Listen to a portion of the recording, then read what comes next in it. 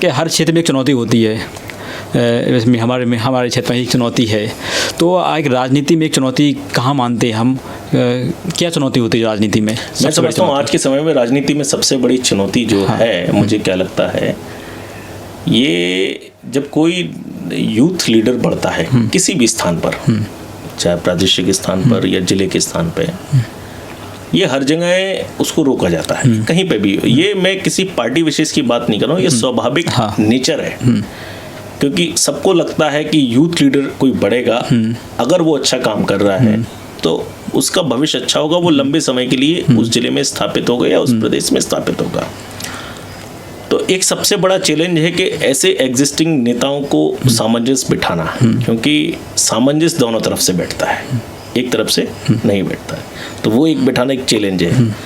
दूसरा चैलेंज जो क्या होता है कि जब किसी नेता को लगता है कि ये आदमी बढ़ रहा है, तो उसको डाउन करने के लिए अपने समर्थकों से कुछ ऐसी बातें करता है उस नेता के संबंध में जो उसको पता ही नहीं है। हाँ। जिसको कहते हैं कि झूठ फैला दो। हाँ। अभी पता नहीं क्या झूठ फैल रहा है। अब उसमें क्या होता है, जो आके हमसे पूछ लेगा उसको तो हम बता सकते हैं, नहीं ऐसा नहीं, जो नहीं पूछेगा वो उसको सच मानेगा। राजनीति में आज की डेट में सबसे बड़ा जिसको कहते हैं प्रॉब्लम यही है कि मैं कहूँ अनिल जी से, एक्स व्यक्ति से कहूँ, यार अनिल जी तुम्हारे लिए ये कह रहे थे, अभी कान का कच्चा, ये राजनीति में बड़ा धर्म संकट है। अभी वो एक्स व्यक्ति के मन में आ जाएगा यार अनिल जी ने कहा होगा, अब अनिल जी उनकी अच्छी मित्रता है, तोड़ नहीं है, कहा होगा, तो वो आएगा नहीं मेरे पास, वो आएगा आपके बारे में मैंने ये बात सुनी है, उसके मन में लेकिन कीड़ा पनप गया। ये अधिकतर लीडरशिप में होता है कि कैसे बुराई पैदा करना, कैसे इमेज डाउन करना है। बस इस चीज को बचा के रखना, इन सब चीजों से बचना, यही बहुत बड़ा चैलेंज है।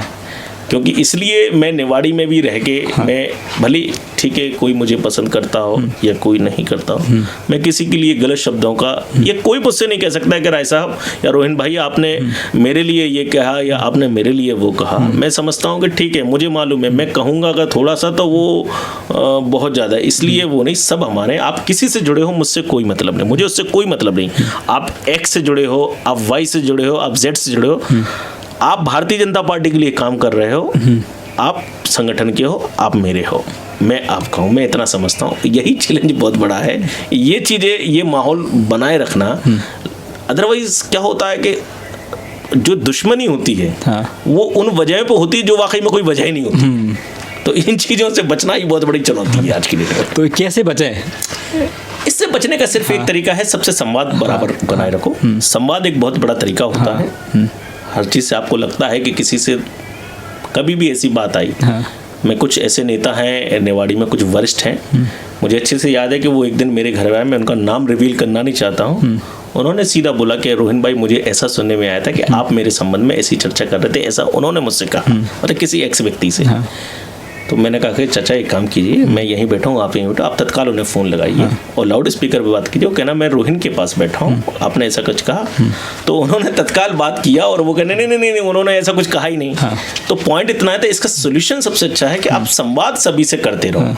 आप किसी ग्रुप में हो, आप उसकी चिंता मत करो, संवाद सभी से करते रहो। जब संवाद सभी से होगा तो अगले को भरोसा होगा, नहीं यार हमारा तो इनसे अच्छा नेटवर्क है, ये जरूर जो बीच में गड़बड़ कर रहा है ये वही लोग होंगे। तो इसका सबसे अच्छा तरीका है संवाद और एक दूसरे में विश्वास पैदा, और संवाद से ही विश्वास होता है। मैं बात ही नहीं करूँ किसी से, कैसे होगा? मैं बात करूंगा तो उसे लगेगा अरे ऐसे कैसे, मैं जवाब दूंगा उनके फोन कॉल्स का, वो लगेगा वो फोन लगा रहे, मैं उठा नहीं रहा हूँ, ऐसे नहीं होगा। उसका सबसे सॉलिड तरीका है संवाद करते रहो। किसी भी ग्रुप का आदमी इसकी चिंता बिल्कुल भी नहीं करना, ग्रुप कुछ नहीं होते हैं, ये तो सब खेल है। आज मैं जनप्रतिनिधि हूँ तो मेरे साथ जुड़े, कल आप होंगे तो आपके साथ जुड़ जाएंगे, ये तो सब वो है। बिल्कुल सही बात। ग्रुप कुछ नहीं होता है, सबके अपने अपने इंटरेस्ट होते हैं, एक स्वार्थ रहता है छोटा सा।